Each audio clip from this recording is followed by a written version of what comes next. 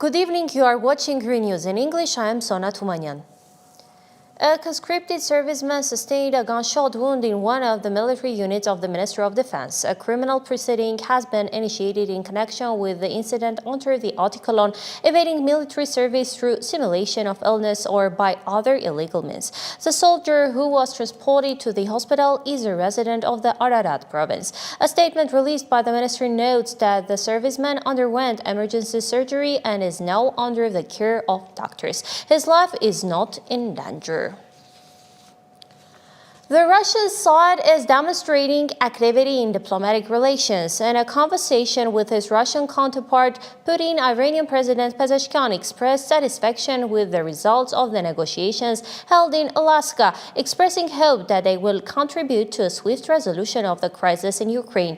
The press service of the Iranian president reports that Pezeshkian promised to oversee the acceleration of the construction of the Rasht-Astara Railway, which plays a key role in the establishment of the North-South International Transport Corridor connecting the Persian Gulf with Russia and Central Asia. The Iranian leader also touched upon his recent visit to Armenia and spoke about Prime Minister Pashinyan's assurance that Iran's concerns were fully taken into account in the agreements with Azerbaijan and the U.S. Pezeshkian expressed support for the 3+3 dialogue format, with the participation of Iran and Russia as a more effective mechanism for resolving the issues in the Caucasus region. The interests of all regional players must be taken into account, stated Maxim Selesnyov, Russia's chargé d'affaires in Armenia, commenting on the signing of documents in Washington between Armenia, the U.S. and Azerbaijan. He noted that one only needs to look at the map to understand how Russia is connected to the South Caucasus, adding that after the August 8 meeting, the Armenian leadership informed the Russian side about the agreements that were reached. Selesnyov said that the Russian side discussed Armenia's obligations within the framework of its presence in the common customs area, as well as the bilateral agreements on border control, including on Armenia's southern borders.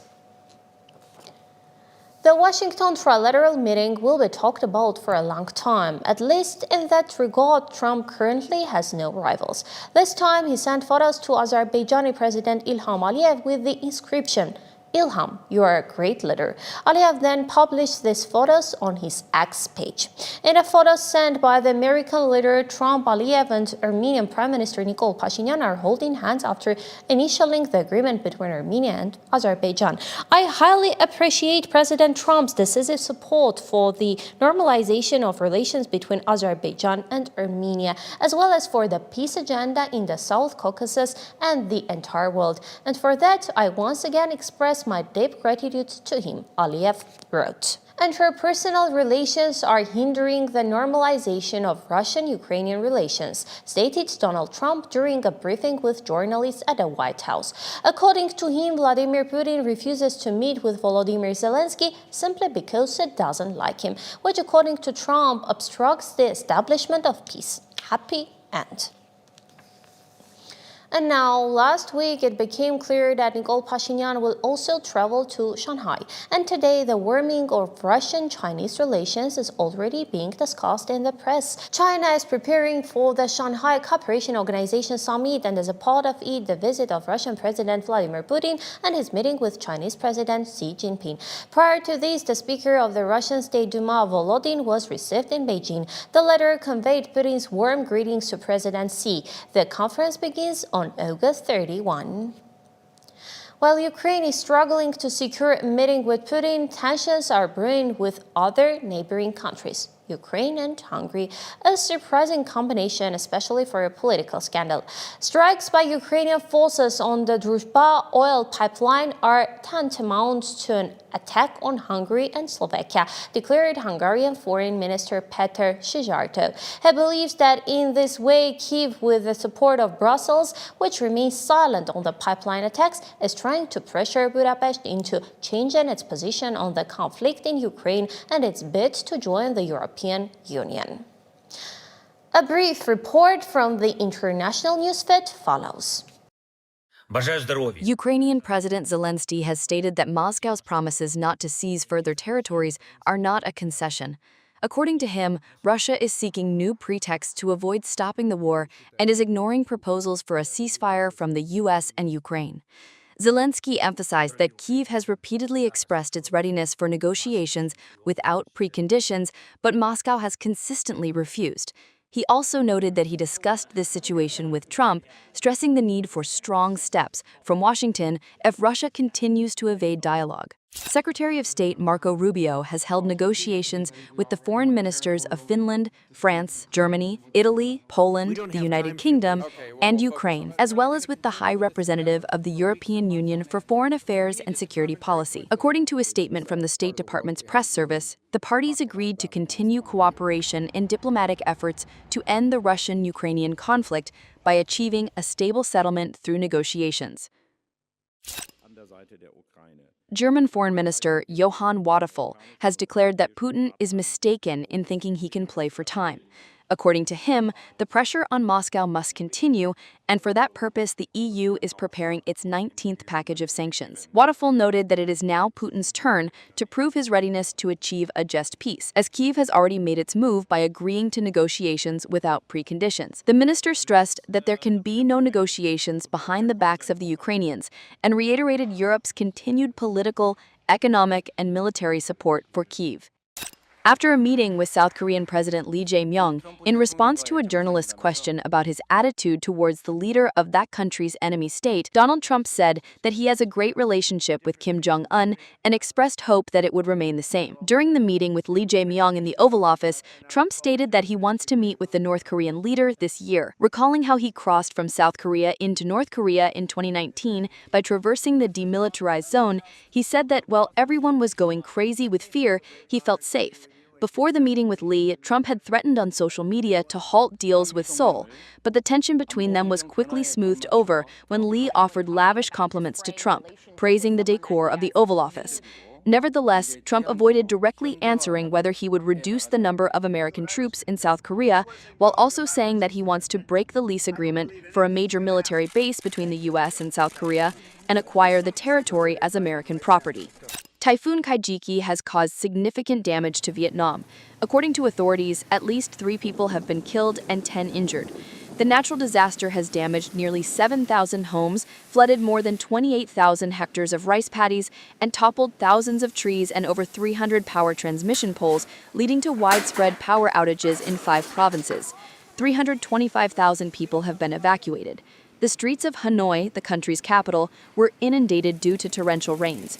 Cars were submerged up to their roofs in water. Meteorologists have warned that the rains will continue.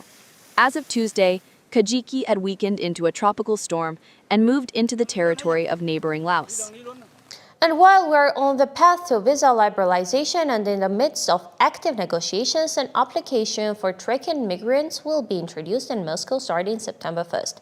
Through a QR code, the police officer can find out everything about a migrant: when they arrived, for how long, where they work, and whether or not there are any immigration violations. If the indicator is red, the police officer must detain them. If it's green, then no questions, announced Mayor Sergei Sobyanin. UN agencies do not cease to cry out about the humanitarian disaster in Gaza. People are starving to death throughout numbers. Nearly 300 people have already died from malnutrition, at least 100 of whom are children. The number of Palestinian victims over the past 2 years is approaching 63,000. But the journalists caught in the epicenter of all this are also quite literally among the victims. Media representatives have been killed by Israeli strikes. Moreover, a missile was directed at a hospital. The situation in the Gaza Strip has sharply deteriorated. Israeli forces have struck the reception area of the Nasser hospital. The attack resulted in the deaths of 15 people, 5 of whom were journalists from leading international media outlets: Al Jazeera, Reuters, NDC, and AP. This attack, with such a tragic outcome, was not the only one. Days earlier, another 5 people were killed as a result of a targeted strike on a tent set up for journalists near the entrance of Gaza's main Al-Shifa hospital. Among them was the well-known Al Jazeera journalist Anas al-Sharif, along with his colleagues Mohammed Kraika, Ibrahim Zahar, Mohammed Nofal, and Mumin Aliwan. Minutes before being killed, al-Sharif had managed to post on the X platform about the start of intense bombing of Gaza City. I have never hesitated to convey the truth as it is, without distortion, in the hope that God will be a witness against those who remained silent, who condoned our murder. Even the tortured remains of the bodies of our children and women could not move their hearts. Al Jazeera condemned the killings, describing them as a transparent and premeditated attack on press freedom and a desperate attempt to silence the voices exposing the impending occupation of Gaza. Another correspondent for the channel, Hani Mahmoud, who was a block away from the site of the strike, said that his colleagues were killed because they were relentlessly raising the alarm about starvation, famine, and malnutrition, and because they were conveying the truth about this crime to the world. The latest attacks are taking place against the backdrop of a deepening humanitarian disaster. According to official data, the number of deaths from starvation has reached 289, 115 of them children, while the total number of victims since October 2023, according to the UN, has exceeded 62,000. Parallel to the military activity, the Israeli government has confirmed its plan to capture Gaza City, calling it Hamas's last bastion. Defense Minister Israel Katz threatened to raze the city to the ground if Hamas does not accept Israel's terms. In response, Hamas stated that this plan demonstrates Israel's lack of genuine intention to achieve a ceasefire, while pointing to Israeli Prime Minister Netanyahu as responsible for the deaths of everyone, including the hostages. Expanding the geography of the conflict, the Israeli Air Force launched strikes on the Yemeni capital, Sana'a, in response to a missile fired by the Houthis towards Israel. As a result of the strikes, at least 6 people were killed and 86 were injured. Thus, the siege of Gaza and the ongoing rocket strikes, the killing of journalists, the deliberate starvation of the civilian population according to reports from UN agencies, the plans to expel the Palestinians of Gaza, and the periodic strikes on Yemen are intertwining to create an explosive regional situation, where, according to experts, the prospect of diplomatic solutions is becoming increasingly dim and the number of human casualties continues to rise. Monica Hyroyan, ReOpen Media.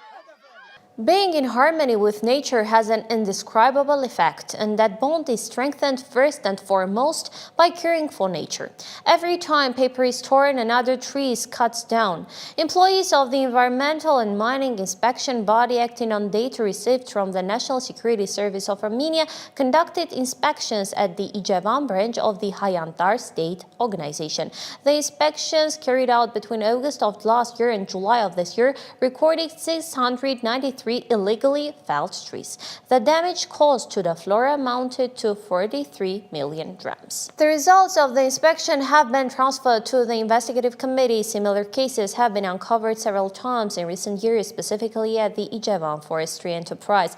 This area is considered one of the most problematic. There are fireworks in the world of sports. Armenians continue to impress with their performances in tennis, chess, and football. In the Italian Football Championship, the team of Armenian football star Henrik Mkhitaryan Inter Milan defeated Torino 5-0. The start of the US Open was also a victorious one for world number 9 Karen Khachanov.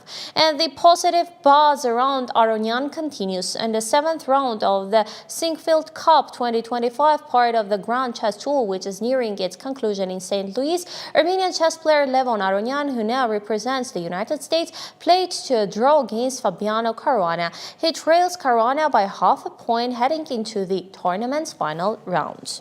But on the other side of the bliss of victory are the anger of defeat and emotional outbursts. Russian tennis player Daniil Medvedev broke his racket in anger after his defeat in the first round of the US Open.